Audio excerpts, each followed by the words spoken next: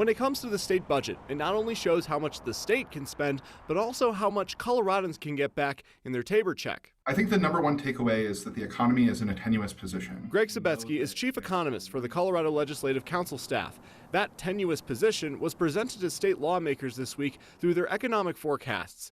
Last year was the largest surplus of TABOR in state history. The projection for 2024 shows less, $2.75 billion, and gradually decreasing. TABOR sets the limit on how much the state can keep.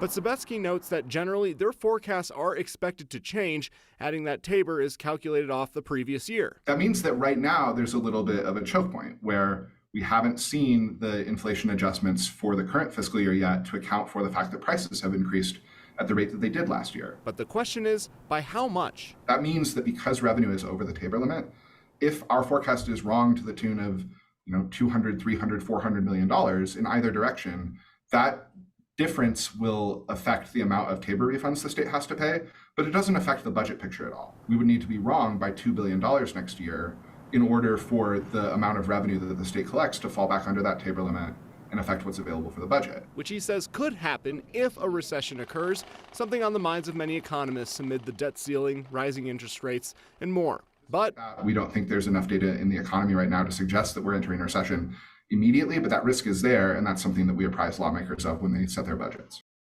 Now, there were some ups from the economic forecast as a whole, low unemployment rate and strong business profits. I also caught up with Joe Craig with the UC Colorado Springs Economic Forum. He acknowledges that a recession is a real possibility, but as far as the actual impact on TABOR checks, first off, he doesn't see it as a big factor in people's consumer patterns in the first place there, Kyle. And as we've seen during previous economic downturns, just because the rest of the nation goes in a certain way does not necessarily mean that Colorado will follow to that extent. Right, absolutely. All right, Luce, thank you.